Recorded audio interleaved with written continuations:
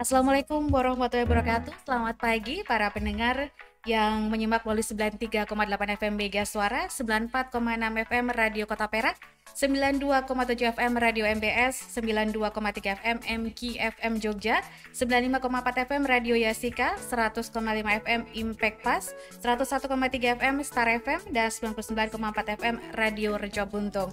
Pagi hari ini senang sekali Cerwi Damaryanti hadir untuk Anda dalam Talkshow spesial persembahan Dinas Pendidikan Pemuda dan Olahraga Kota Yogyakarta bersama DPRD Kota Yogyakarta, talkshow spesial terkait PBDB online di Kota Yogyakarta. Dan tema utama kita hari ini adalah terkait PBDB untuk jalur afirmasi disabilitas di tahun 2023-2024. Sudah bersama kita pagi hari ini yang pertama, beliau adalah Pak M. Ali Fahmi, SEMM, anggota Komisi D DPRD Kota Yogyakarta. Pak Ali, selamat pagi. Selamat pagi. Kabar baik? Alhamdulillah sehat, baik Mbak Uri. Iya, selalu semangat ya Pak ya.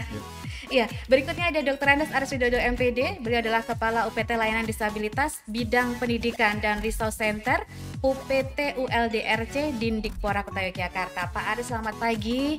Pagi Mbak Uri. Semangat selalu. Semangat. Wah, luar biasa. Pagi hari ini kita akan memberikan informasi untuk masyarakat luas terkait PBDB jalur afirmasi disabilitas di tahun 2023-2024.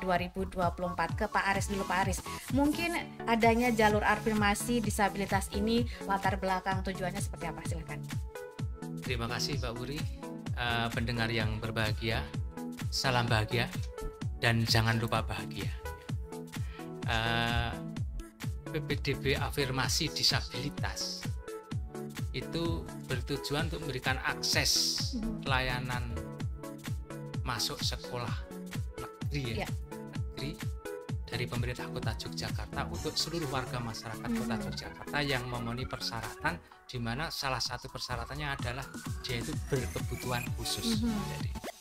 Jadi intinya itu, sehingga nanti semua anak yang berkebutuhan khusus yang memenuhi persyaratan mampu didik ya, karena dididik di sekolah reguler. Sekolah inklusi adalah sekolah di mana itu sekolah umum atau sekolah reguler, tapi di dalamnya melaksanakan atau menerima pendidikan untuk anak-anak yang berkebutuhan khusus. Maka persyaratan, salah satu persyaratannya yang nanti teman-teman sekolah, pihak sekolah atau SPPI, sekolah penyelenggara pendidikan inklusi itu mampu mendidik, maka anak itu minimal mampu latih atau mampu didik.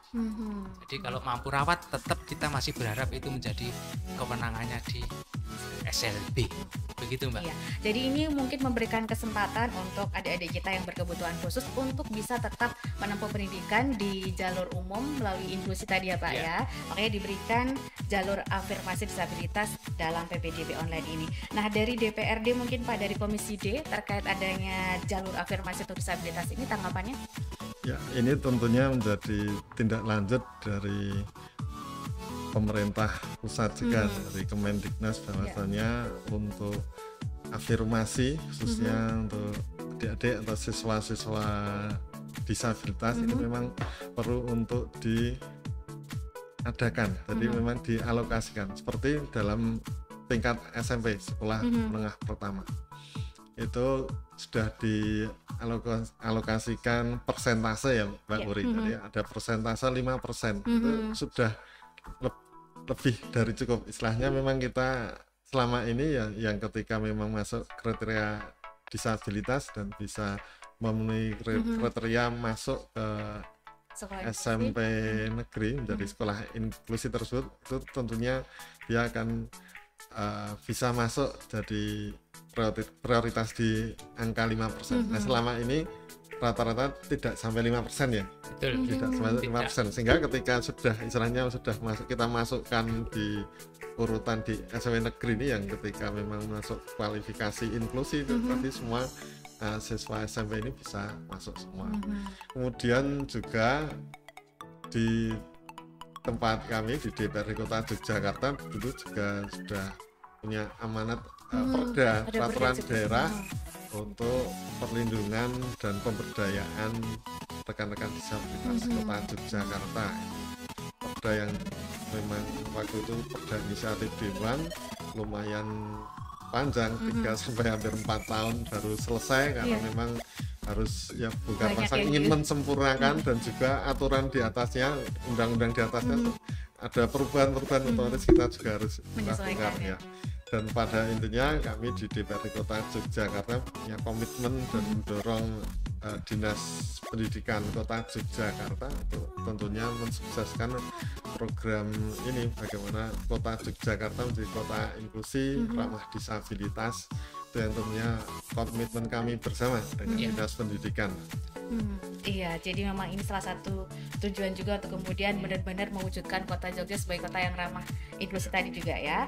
Dan Pak Aris, mungkin ada gambaran secara umum terkait proses penerimaan peserta didik baru untuk jalur afirmasi disabilitas ini, baik untuk TK, SD dan juga SMP di Kota Jogja. Secara umum Mbak, persyaratan yang pertama itu disabilitas yang kita terima itu adalah C1 kota. Artinya kartu keluarganya minimal 1 tahun Kota Yogyakarta. Artinya kalau besok itu pendaftaran 1 Juli ya, kita tarik ke belakang 1 Juli 2022. Itu yang kaitannya dengan syarat C1. Artinya apakah anak yang tidak punya C1 kota tidak bisa tetap bisa, tapi mungkin sekolahnya bukan sekolah negeri yang kami salurkan adalah yang sekolah negeri. Kemudian syarat yang kedua adalah dia membawa laporan hasil asesmen yang menunjukkan dia berkebutuhan khusus ya. Itu bisa dilakukan di UPT layanan disabilitas tempat kami, bisa juga dilakukan di lembaga profesional atau para psikolog, dokter yang praktek dan dia punya izin praktek di luar UPT ULD. Jadi kami tidak harus di ULD, enggak. Lebih banyak yang keluar tuh bagus, itu artinya kan peran swasta besar ya. Terlibat aktif juga gitu. Artinya ketika itu di ULD itu sebenarnya kan banyak menyerap dana APBD ya Pak ya, karena itu anggarannya pakai APBD. Jadi sebenarnya asesmennya bebas, yang penting di lembaga profesional. Kalau misalnya itu psikolog perorangan, yang penting dia juga punya izin praktek. Itu kemudian asesmen ini dibawa ke kami, baru nanti kami akan seleksi sesuai dengan kriteria yang bisa masuk di sekolah-sekolah yang kita tentukan. Iya, mungkin gambarannya Pak, ini untuk menentukan seleksinya kan di ULD ini ya. Terus apakah yang bersangkutan ini bisa langsung milih sekolahnya atau tetap yang nentuin dari ULD yang membantu mengarahkan? Ya. Persis seperti yang katakan Mbak Uri, membantu mengarahkan. Artinya pilihan itu tetap ada di pihak orang tua dan anak ya. Artinya kami ini kan memfasilitasi agar mereka itu hak pendidikannya terpenuhi. Jadi kami hanya membantu, tapi bantuan kami analisis dengan ilmiah. Artinya begini Mbak, kita lihat dari berbagai sudut. Ketika dia itu punya anak berkebutuhan khusus, biasanya mereka itu nanti kegagalan di sekolah SMP negeri, katakan contoh ya, SMP negeri itu biasanya mogok sekolah itu sebenarnya kan tanggung jawab orang tua ya. Dalam arti kenapa kok orang tua sampai tidak bisa memotivasi si anak untuk ke sekolah ya. Artinya apa, kita nanti di sana itu akan berikan persyaratan bahwa orang tuanya juga mau terlibat. Dia mau, bahkan itu nanti harus bertanda tangan di depan kami, di depan psikolog kami yang melaksanakan konseling. Asesmennya mungkin dia udah bawa, tapi konseling ke orang tua itu. Tetap ada lagi. Ada inform consent. Jadi ada surat. Tidak cukup surat yang sudah dibawa gitu ya? Enggak, itu orang tua ada inform consent bahwa kamu nanti bersedia enggak nanti kalau anakmu tuh nanti minta, misalnya orang Umbularjo dia minta sekolah di SMP 16 kan jauh ya. Tapi orang tua punya alasan, Pak saya tuh kerja saya di samping sana punya warung bakso dekat, artinya tiap hari dia berangkat, itu menjadi pertimbangan kami, boleh. Jadi meskipun itu jauh, tapi kan komitmen orang tua untuk mengantar pasti setiap hari bisa karena dia jualan di sana. Tapi sebaliknya kelihatannya dekat, tapi dia orang tuanya kerja di Kulon Progo misalnya, ya mungkin kita berpikir siapa nanti yang akan nganter, siap nanti pasti tiap hari bisa diantar, siap tanda tangan baru diizinkan, termasuk mendampingi belajar tiap malam minimal 1 jam.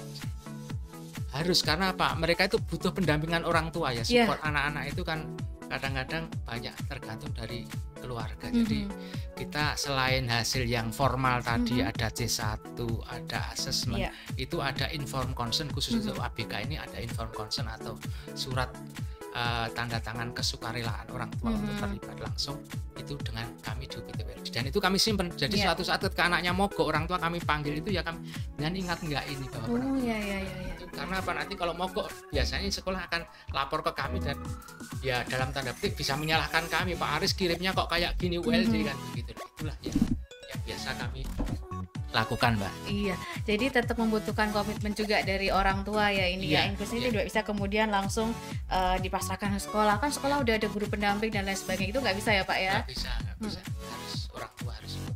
Iya, Pak, kalau dari sisi kuota sendiri untuk afirmasi disabilitas ini di Kota Jogja? Kuota untuk TK, Ya. kita punya 11 TK negeri, itu kuotanya 20. 20. Nah, kemudian untuk artinya itu satu TK rata-rata 1 sampai 2 ya, Mbak ya. Oh ya, nggih. TK 1 sampai 2. Kemudian untuk SD itu 175. 175. Ini untuk berapa SD? Itu untuk sekitar 78 78 SD. Oh ya, nggih. Jadi ya sekitar itu ya, mungkin tepatnya, tapi Iya sekitar ya, sekitar 78 SD. 78. Jadi kemudian SMP itu 173. Dan seumur-umur kita melaksanakan PPDB afirmasi, kalau tidak salah udah 4 kali ya, itu belum pernah terpenuhi 100%, pasti jauh di bawah, 80% ke bawah. Artinya sebenarnya kuota kita itu masih banyak loh. Cukup artinya cukup. Cuman permasalahannya meskipun cukup itu tidak bisa ditempati oleh ABK dari luar kota ya, jadi ya itu nanti kalau kosong itu ditempati anak reguler yang biasa, yang non ABK. Oh, yang non ABK ya. Dan ini dilaksanakan secara luring, Mbak, bukan daring ya. Oh, yang khusus jalur Ini, afirmasi ini luring ya. Jadi non RTO. Non RTO, iya. Mereka datang langsung ke ULD, kami seleksi. Pak Ali, tadi kan Pak Aris sudah ngediko ada kuotanya yang untuk TK 20, SD 175, SMP 173. Dari DPRD ini mungkin ini baru yang negeri, mungkin sudah cukup, biarpun mungkin belum terpenuhi penuh, tapi mungkin ada yang masih perlu ditambah atau seperti apa? Ya, tentunya untuk kuota ini untuk PPDB negeri itu kita yang sudah ada persentase tadi 5% itu di PPDB SMP negeri. Selama ini ya kita sudah lebih dari cukup. Kita bagaimana agar jumlah yang masuk, jadi yang calon siswa disabilitas di SMP negeri ini bisa tersalurkan di SMP negeri. Nah, ini selama kita membuka PPDB disabilitas ini ya sudah bisa terpenuhi semua. Kemudian juga di SD pun, SD negeri itu juga sudah terpenuhi, termasuk juga TK. Nah, ini tentunya kami di DPR Kota Yogyakarta selain ya mendorong agar kebijakan untuk PPDB disabilitas ini sukses, itu tentunya juga ada konsekuensi juga, Mbak Muri. Bagaimana kita fungsi penganggaran itu kita tingkatkan. Jadi bagaimana penganggaran ini kita tingkatkan. Misalnya GBK, guru pendamping khusus, yang mana di tingkat SMP, SD maupun juga TK. Ini di tingkat negeri ini sudah kita anggarkan 120 guru untuk yang ada honor lah, ada gaji untuk gaji untuk guru. Nah, kemudian juga yang dari sekolah swasta, karena sudah Kota Yogyakarta itu kan sudah deklarasi menjadi kota inklusi, tentunya pendidikannya juga inklusi, sekolahnya juga harus inklusi semua. Tapi meskipun ini ya harus inklusi semua, masih ada mungkin yang belum berproses. Ini yang kita dorong baik. Terutama kalau di negeri sudah, yang di swasta ini tentunya kita dorong agar nanti di sekolah tersebut bisa menerima siswa inklusi, termasuk yang disabilitas.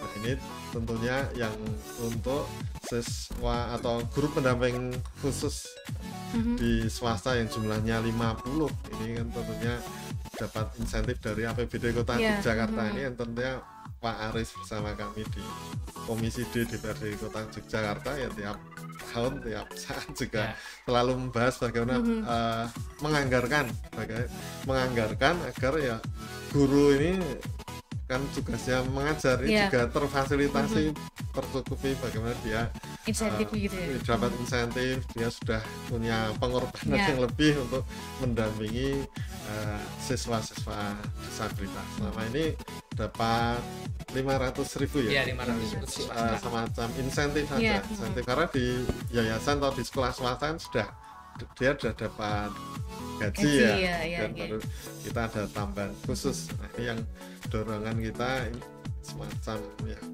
insentif ya dari pemerintah kota Insya Allah ke depan ya kita tentunya akan selalu mendorong menambah lagi guru pendamping khusus di sekolah swasta. Itu tentunya karena apa, sekolah swasta juga jumlahnya banyak dari TK, SD, SMP ini kan sangat banyak juga.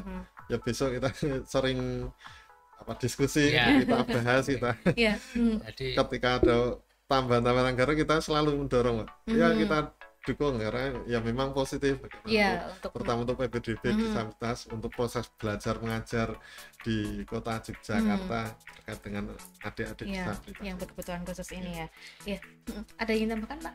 Ya artinya Pak Fahmi tadi mengatakan tambahan itu memang luar biasa ya. Kami memang kalau ke DPR Komisi Desa pendukung utama kami betul. Kalau kami itu layanan pendukung untuk sekolah, Pak Fahmi itu layanan pendukung untuk inklusi di kami. Untuk ULD itu layanan pendukungnya di Komisi D. Jadi setidaknya nanti kalau mungkin besaran ya mungkin Pak Fahmi besaran ya ditingkatkan 500.000 itu ya mungkin bertahun-tahun saya dulu kan jadi belum pernah tambah ya, mungkin dipikirkan untuk tambahan dari sisi nominal.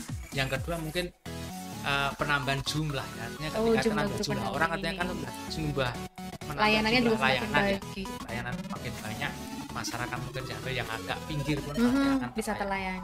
Itu Pak, ini terkait dengan tadi sudah ada insentif ya, walaupun masih berharap ditambah juga, dan juga mungkin jumlah dari GPK-nya juga akan terus ditambah biar layanan yang untuk disabilitas ini bisa semakin meluas begitu. Yang khusus untuk PPDB kali ini sendiri, prosedurnya untuk melakukan pendaftaran mungkin seperti apa Pak? Ya, jadi peserta kami sudah melakukan, jadi kami sudah beberapa bulan ini melakukan persiapan. Persiapan kami yang pertama khusus karena yang sebenarnya full dari A sampai Z itu yang SMP. Oh ya. Kalau SD itu anak mau daftar TK itu kan dia berawal dari masyarakat ya. Artinya banyak tidak termonitor di dinas pendidikan, di UPT ULD, artinya mereka dari masyarakat. Yang tahu justru mungkin kader-kader Yandu, kader BKB gitu ya. Kader PAUD itu tahu ini anaknya gitu. Tapi mereka mungkin tidak berhubungan dengan kami. Sehingga ketika anak itu masuk, biasanya kalau mereka itu memilih jalur zonasi selama dekat bisa masuk tapi ada orang tua yang sudah sadar maka anak saya kok beda, dia harus asesmen dulu ke tempat kami. Jadi sebenarnya orang tua kami melaksanakan 2 bulan terakhir ini sejak puasa Mbak, kami melaksanakan asesmen khusus untuk kelas 6 SD yang dia mengalami hambatan belajar, yang berkesulitan belajar, yang diduga berkebutuhan khusus, semuanya kami asesmen. Jadi sekolah itu mengusulkan ke kami dan kami menyediakan psikolog 32, 2 di kantor setiap hari melayani rata-rata 4-5. Kemudian yang di luar sekolah kami rata-rata sehari melayani antara 10 sampai 30. Itu kami kirim, yang 10-an itu kami kirim ke sekolah, layanan di sekolah. Kalau hanya 5 ke bawah di UPT ULD itu menyiapkan yang kelas 6 mau masuk SMP. Dan kami kemarin sudah menyelesaikan sekitar 166 anak kami asesmen, dan itu ada sekitar 100 yang berkebutuhan khusus. Ya itulah sebenarnya anak-anak yang lolos setidaknya itu. Kalau mereka mau memanfaatkan PPDB afirmasi datang ke kami. Tapi ada yang tidak. Kenapa? Karena rumahnya dekat dengan SMP 10. Ngapain saya harus ikut disabilitas? Toh di situ aja udah dekat, udah lolos. Dia akhirnya daftarnya lewat online. Online langsung di sini, gitu. Di dinas pendidikan aja mulu, bukan di ULD. Dirjen Katamso ya kan begitu. Kolonel Subiono. Jadi mereka yang afirmasi ini datang ke ULD, kemudian di sana kami nanti akan mintai persyaratan. Yang pertama C1-nya kami verifikasi ya, C1 kami verifikasi secara online. Jadi datanya nanti kami, kalau dia itu di kota belum 1 tahun Mbak, otomatis tidak akan muncul data itu. Jadi siapapun tidak akan bisa berbohong di situ. Jadi, udah dibuat sistemnya ya. Lebih dari 1 hari saja dia tidak akan bisa. Jadi itu kita cek, itu dia menyerahkan 2 lembar fotokopi C1 kota, kemudian menyerahkan 2 lembar KTP kota, yang ketiga 2 lembar laporan hasil asesmen. Itu, dan sebenarnya surat keterangan ikut ASPD. Surat keterangan ini bagi ABK itu tidak kita lihat nilainya, hanya bahwa dia pernah ikut. Jadi artinya surat keterangan, kalau yang lain kan nilainya dihitung ya. Nah ini enggak, pokoknya yang penting anak kota itu syaratnya punya nilai ASPD, bukan nilai ikut ASPD. Karena kenapa itu sekarang wajib diikutkan, karena dinas pendidikan itu sudah mensyaratkan begini, kalau anak yang berkebutuhan khusus dia boleh ikut jalur paper. Jadi tidak harus online. Artinya dia tidak ikut yang SPD online. SPD online ya, artinya kalau mereka nggak mampu ketukar, artinya semua anak artinya bisa. Yang paper ini bisa diafirmasi Mbak, jadi waktunya bisa ditambah, didampingi oleh pendamping guru atau guru pembimbingnya, tergantung kebutuhan khususnya. Kalau anak autis nggak bisa, misalnya anak ADHD ya tidak bisa anteng, dia ada BPK di samping. Sehingga nanti salah satu syaratnya C1 KTP surat keterangan hasil asesmen. Itu yang diserahkan ke kami, kemudian kami seleksi di sana. Pilihan nanti kami verifikasi, kalau lolos administrasi C1 lanjut ke verifikasi kaitannya dengan pilihan sekolah. Dia memilih dua pilihan sekolah, sekolah mana sama sekolah mana. Nah itu yang kami perlu wawancara. Wawancara sekolahnya ini ya. Setelah itu mantep, baru orang tuanya kita wawancari konseling khusus dengan psikolog tentang kesanggupan keterlibatan dia, yang namanya inform consent, keterlibatan dia untuk dia. Nah, itu nanti kalau semuanya sudah clear, baru nanti nunggu pengumuman. Nanti pasti akan diterima di sekolah negeri. Iya, lalu jalur afirmasi. Itu yang SMP. SD sebenarnya prosesnya sama. Cuman kalau SD itu jauh lebih banyak mereka daftarnya lewat online. Zonasi, jalur zonasi. Jadi banyak sekolah itu meskipun tadi saya dan Pak Wahmi sudah mengatakan kuota itu tidak pernah terpenuhi, tapi ada sekolah yang meludak Mbak. Kalau dihitung dia akhir setelah PPDB selesai, karena banyak melalui zonasi. Orang yang dekat di sana meskipun dia itu berkebutuhan khusus tanpa membawa asesmen, dia daftar di sana, umurnya cukup, dia akan masuk di Surabaya. Nah setelah di dalam baru ketemu, dia itu kok sulit dididik. Nah itu baru kemudian prosesnya dibawa ke tempat kami, bukan untuk dikeluarkan, tapi untuk bagaimana nanti menyusun kurikulumnya, penanganannya kan. Jadinya tidak ada istilahnya mau dikeluarkan enggak, tapi bagaimana menangani anak itu setelah masuk, prosesnya di asesmen. Kalau yang lain yang PPD afirmasi sebelum masuk sudah di asesmen dulu. Kalau anak yang dari zonasi ketika ternyata di sana diduga berkebutuhan khusus masuk kelas, kita baru di asesmen. Ya. Pak Aris, mungkin bisa digambarkan untuk masyarakat biar lebih ngeh lagi. Sebenarnya ketika masyarakat sebenarnya anaknya berkebutuhan khusus, dia memang punya sekolahan yang dekat, sebaiknya tetap milih yang mana, afirmasi ini kan ya sebenarnya, atau zonasi tadi? Kalau ya artinya gini, masyarakat itu bebas, bebas kalau saya, karena saya itu pegiat inklusi, saya mending ikut afirmasi. Kenapa? Karena sejak awal dia di assessment dulu, sehingga kami itu sejak awal, guru kami nggak bingung. Tidak ada anak yang tiba-tiba dibentak karena kamu kok sulit sekali, tahu nggak ada itu kan, karena udah tahu sini ada lembar asesmen bahwa anak ini dia ADHD, artinya apa? Daya konsentrasinya pendek-pendek. Jadi kalau anak nengok, gurunya udah paham. Tapi kalau belum paham, anaknya nengok mungkin ayo gitu kan, bullying kan itu ya, artinya kan begitu. Jadi menurut saya lebih baik itu memang kalau yang dia berkebutuhan khusus ya di asesmen di asesmen kemudian lewat afirmasi. Kami akan menempatkan di sekolah yang lebih tepat. Bayangkan kalau misalnya PPDB afirmasi anaknya dengan kecerdasan sekitar 50 atau 60, itu lumayan berat ya, sedangnya di bawah.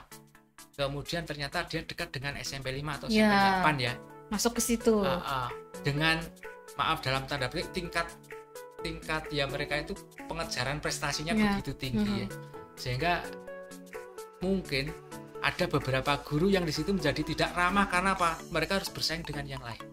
Padahal harusnya anak ini sejak awal kurikulumnya sudah dirubah. Kurikulumnya di kelas itu mungkin ada dua, satunya pembelajaran individual untuk anak ini, satunya untuk yang umum. Nah ini yang kami khawatirkan kalau mereka tidak bawa hasil asesmen sejak awal. Ada anak yang terbukti karena ada sekolah itu yang bandingnya prestasi itu sudah cukup mapan ya di kota itu. Meskipun sebenarnya sekarang harusnya sama aja, tidak membedakan ya. Zonasi, jadi tidak ada istilahnya branding sekolah keren, prestasi keren itu sekarang ya keren boleh, tapi tidak prestasi ya, bukan karena prestasi. Sekolah keren itu bagi saya sekolah yang bisa mendidik semua anak itu keren. Iya. Jadi mungkin memang mungkin kesadaran dari keluarga juga kalau memang berkebutuhan khusus akan lebih baik kalau melalui jalur afirmasi ini biar anaknya juga terdeteksi lebih awal. Jadi kemudian dapat kurikulumnya yang khususnya juga udah dari awal gitu ya Pak ya. Dari waktunya sendiri Pak untuk pendaftaran ini di masing-masing TK kapan, SD kapan, SMP kapan mungkin? Oke, jadi kalau untuk TK itu pendaftarannya 29 sampai 30 Mei. Berarti mereka sudah punya hasil asesmen, Mbak. Kami sudah menjadwalkan hasil asesmennya. Jadi sebenarnya begini, kalau misalnya TK ya tanggal 23-24 Mei itu mereka bisa asesmen di ULD yang belum asesmen. Kenapa kok waktunya mepet? Karena kami menduga anak-anak TK itu asesmen tidak di ULD, Pak. Karena mereka itu anak dari masyarakat, pasti di tumbuh kembang kan di tumbuh kembang RSUD, di puskesmas. Makanya kami berani hanya katakanlah 2 hari ya, karena mereka itu kebanyakan memang sudah bawah. Jadi kami mengantisipasi sehingga akhirnya ini dalam waktu 5 hari kami anggap selesai. Terus nanti pendaftaran ya 29.30 seleksi, 29.30 langsung seleksi, 31 Mei itu sudah pengumuman. 31 Mei pengumuman. Kemudian yang SD itu 31 Mei besok itu sudah selesai asesmen. Kami sudah mengasesmen yang 100 dari kota kan sudah. 100 tadi. Artinya sebenarnya yang kita tunggu belum asesmen itu anak yang punya C1 kota, warganya Pak Fahmi ini kota ini, yang sekolahnya di luar kota. Kan dia belum punya asesmen kita Pak Fahmi ya. Jadi itu kita tunggu, kalau ada yang mendaftar balik lagi ke kota dia jumlahnya tidak banyak, itu paling sekitar 20-30 ya. Kemudian 31 Mei itu selesai, pendaftaran 7 Juni. 5-7 Juninya. 7 Juni, kemudian pengumuman 8 Juni, daftar ulangnya 8 sampai 9 Juni. Daftar ulang ini nanti ambil berkasnya di ULD, Pak. Jadi hasil asesmen dan sebagainya kita kumpulkan di ULD, terus mereka membawa ngantar ke sekolah. Ke sekolah lagi. Ke sekolah mana yang kami berikan SK. Sudah sesuai arahan dari ULD ya. Kesepakatan ya kita mengarahkan. Artinya sebenarnya itu bukan dominasi kami, tapi itu sebenarnya kesepakatan dengan orang tua dengan anak. Kemudian untuk SMP itu 2 Juni asesmen terakhir. Kemudian daftarnya 13-15 Juni, 16 Juni itu pengumuman, 16-17 sudah daftar. Jadi kalau yang masuk SMP itu artinya kan anak-anak yang kelas 6 Mbak ya. Yang kami sudah siapkan tadi 100-an. 100. Karena memang sudah terdaftar ya yang untuk SMP jadi ini. Sebenarnya ini tidak begitu berat kami kalau SMP itu dari A, mulai dari wawancara awal sampai milih sekolah itu semua orang datang di tempat kami. Jumlahnya cukup banyak. Tahun kemarin 126 anak. Jadi artinya 126 itu di kantor kami harus ada anak, ada guru pembimbing 2 atau ada orang tuanya bisa ikut. 4 kali 126 datang dalam waktu hari yang sama di tempat kami. Bisa sampai cukup lama waktunya. Dan biasanya nanti GPK, guru pembimbing khusus, itu selalu mendampingi sampai dia nganter dia dapat sekolah. Jadi guru GPK SD itu mencarikan sekolah itu, maaf ya, saya malah jadi kadang-kadang agak khawatir karena orang tua menjadi sedikit dalam tanda kurang. Karena kemudian masrahkan ke GPK. Sehingga ketika kami sudah diseleksi di sana 1 hari pertama, belum selesai hari kedua, kami mau wawancari orang tua untuk komitmen tadi. Itu mereka jemput orang tua. Lah mana orang tuanya? Yang ada ternyata GPK-nya. Jadi komitmennya bukan komitmen orang tua. Jadi kadang-kadang GPK-nya yang terlalu semangat, anakku kudu untuk sekolah. Tapi orang tuanya malah enak-enak di rumah. Padahal sekarang kami minta orang tua harus ikut karena harus tanda tangan. Kamu sanggup nggak ngantar, sanggup nggak meninggal. Karena tanggung jawabnya tetap di orang tua juga ya Pak ya. Karena GBK nggak mungkin mendampingi terus ketika di SMP-nya juga gitu ya. Pak Ali Fahmi, mungkin tadi Pak Aris sudah menyampaikan sudah banyak persiapannya untuk PBDB yang jalur afirmasi ini. Harapannya dari DPRD seperti apa untuk jalur afirmasi ini? Ya, tentunya harapan kami untuk PPDB disabilitas ini semua warga atau semua siswa disabilitas Kota Yogyakarta dapat terfasilitasi, terlayani dan bisa masuk di sekolah, terutama sekolah negeri ya. Di SMP negeri kita juga sudah kita adakan, di SD negeri juga sudah ada, kemudian di TK juga ada, TK, SD dan sebagainya, itu semua bisa gratis ya. Kita biayanya kan dari APBD Kota Yogyakarta, sehingga kita ya fasilitas sudah ada, mungkin bisa dimaksimalkan. Tapi ketika ada memang siswa yang ingin saya di sekolah swasta juga monggo dipersilahkan, karena kita juga ada subsidi anggaran anggaran pendidikan untuk sekolah swasta, sehingga sudah terlayani. Termasuk tadi guru pendamping khusus kita di negeri sudah ada 120, di swasta juga sudah ada 50, ini kan istilahnya ya dukungan kita, dukungan pemerintah Kota Yogyakarta, DPRD Kota Yogyakarta pada sekolah swasta yang memang komitmen concern untuk melaksanakan pembelajaran pendidikan untuk siswa-siswa disabilitas. Nah ini ke depan juga ini perlu kita juga sudah bahas ke depan ya, penganggaran kita kan baru untuk insentif ya, insentif 500.000 per guru di sekolah swasta. Ini kan sudah sekian lama, berapa tahun, sehingga ini perlu kita evaluasi.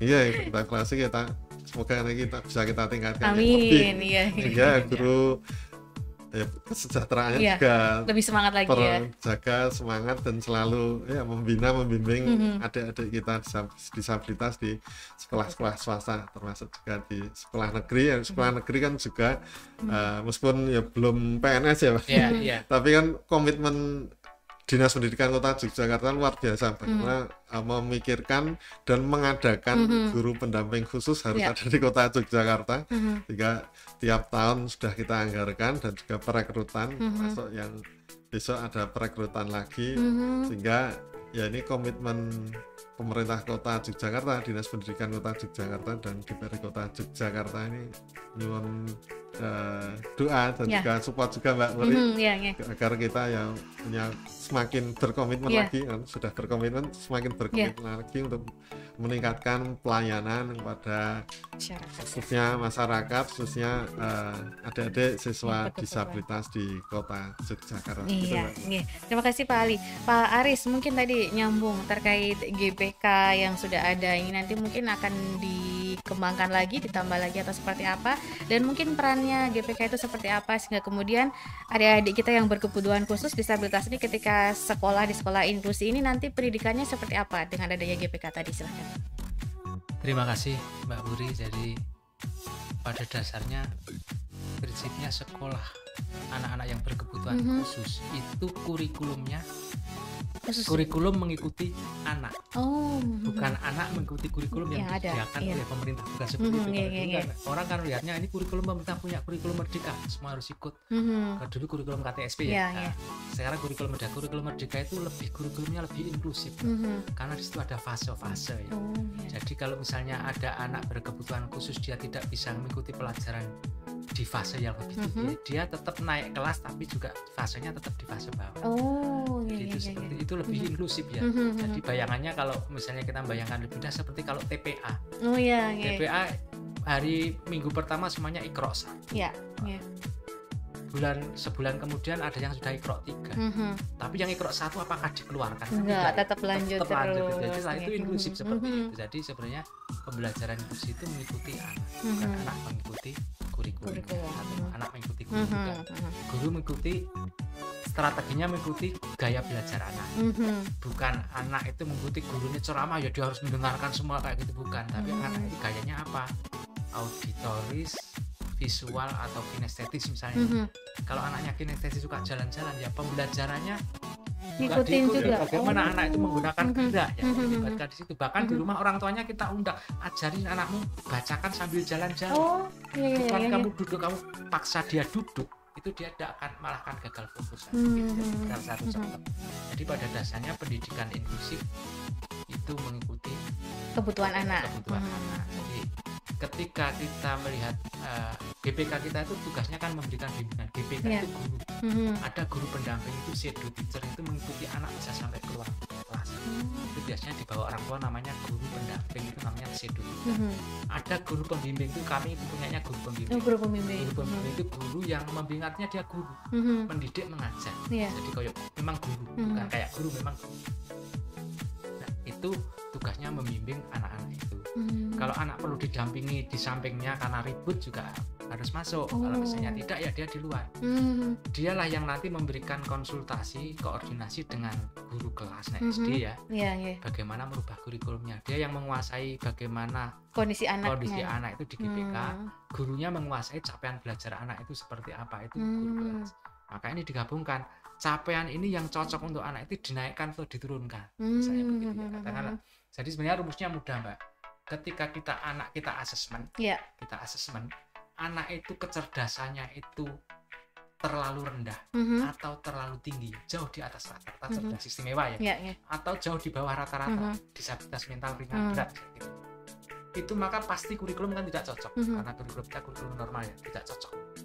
Maka di situ ada namanya modifikasi, substansi kurikulumnya dirubah untuk menyesuaikan dengan potensi kurikulum, substansi kurikulumnya dirubah ya.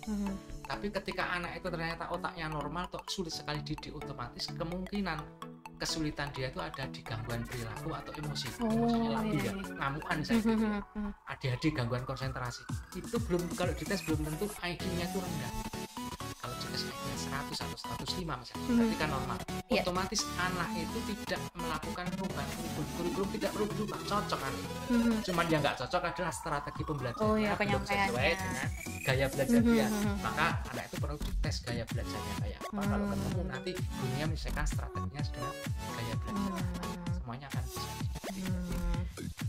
Anak-anak itu model pembelajarannya begitu, jadi bagaimana gaya belajar. Makanya sekarang kalau anak mau masuk sekolah pasti ada tes kesiapan belajar. Tes kesiapan, tes interest ya, minatnya seperti modalitas itu kaitannya dengan otaknya gayanya seperti apa, zona alfa, zona beta, nanti modalitas itu harus dites dulu. Nah setelah ini ketemu baru nanti anak mau diajar seperti apa itu menyesuaikan dengan gaya belajar. Iya, jadi memang sangat menguntungkan ketika melalui jalur afirmasi ini untuk teman-teman disabilitas ini, karena kemudian diarahkan sesuai kebutuhannya begitu ya ketika pelajaran nanti, nggak terus juga digelondong ikut teman-temannya juga, tapi memang tetap ada pendidikan khususnya juga buat mereka, pengaturan yang khusus begitu ya, sehingga target untuk pendidikannya juga bisa tetap sesuai dengan dari anak-anak berkebutuhan khusus tersebut begitu ya Pak Ali ya. Pak Ali Fahmi, mungkin ada himbauan, ajakan untuk masyarakat terkait PPDB jalur afirmasi disabilitas, monggo silakan. Ya, tentunya program terkait dengan disabilitas di Kota Yogyakarta ini sudah sangat bagus dari Dinas Pendidikan Kota Yogyakarta, dan tentunya kita di DPRD Kota Yogyakarta punya fungsi pengawasan tentunya bagaimana untuk yang sudah sangat bagus ini kita tingkatkan menjadi sangat bagus lagi. Kemudian juga di samping itu juga Dinas Pendidikan kita harapkan selalu sosialisasi ke masyarakat. Mungkin ada satu di masyarakat yang tercatat belum belum mengetahui informasi, karena bisa jadi rumahnya di luar kota, tapi satu dalam Kota Yogyakarta.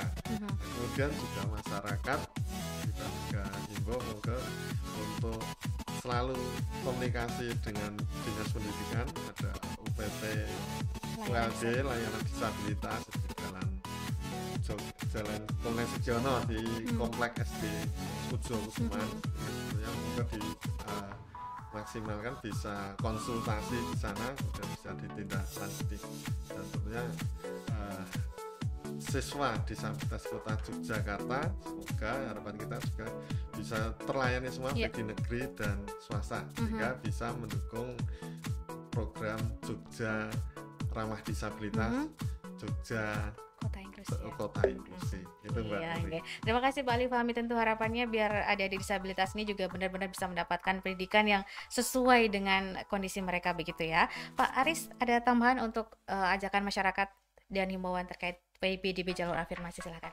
Boleh beberapa Mbak? Iya, silakan. Oke, karena ini yang sering terjadi jadi. Yang pertama kepada pendengar dan juga masyarakat Kota Yogyakarta bahwa untuk mendaftarkan di PPDB afirmasi ini persyaratannya harus punya data atau dokumen asesmen ya. Jadi artinya asesmen itu berlaku 2 tahun. Artinya 1 Juli 2022 maksimal itu, atau lebih muda lagi boleh. Jadi semua yang mendaftar lewat afirmasi disabilitas, mendaftar ke ULD, datang ke ULD itu harus membawa dokumen melengkapi persyaratan dokumen asesmen. Jadi bukan kalau ada anak misalnya, anak umur 15 tahun di Dinas Pendidikan mungkin wah ini sudah tidak bisa masuk NISN-nya nggak masuk, ini nanti kalau ketuan terlalu tua untuk masuk SMP, ini harus masuk ULD. Bukan anak umurnya 16 tahun masuk ULD, tapi anak itu dites dulu hasil asesmennya berkebutuhan khusus atau tidak. Jadi bukan, maaf ya dalam tanda petik, kami sering dipaksa dalam tanda petik dari orang tua bahwa Pak kami disuruh daftar ke ULD, bukan mendaftar di ULD, tapi melakukan asesmen dulu. Atau membawa asesmen dari luar. Kami tidak bisa melakukan asesmen dalam waktu 1 hari jadi ya. Minimal 1 minggu. Artinya minimal 1 minggu baru jadi. Artinya ketika ketika itu butuh cepat, monggo melakukan asesmen di lembaga profesional di luar UPT ULD. Karena ULD antrinya banyak sekali melayani sekota, jadi monggo itu hambaan kami. Jadi semua yang datang ke kami itu sudah membawa dokumen asesmen. Dan harapan kami masyarakat Kota Yogyakarta, kalau ada anak saudara yang punya anak berkebutuhan khusus, tidak usah malu lewat jalur afirmasi, karena itu nanti akan lebih memudahkan guru untuk mendidik putra-putri bapak yang diduga berkebutuhan khusus ya. Kalau kita jaib nanti kemungkinan putra-putri panjenengan nanti bisa jadi terbuli karena tidak diketahui bahwa dia berkebutuhan khusus oleh guru di sekolah. Jadi lebih baik sejak awal masuk melalui PPDB afirmasi.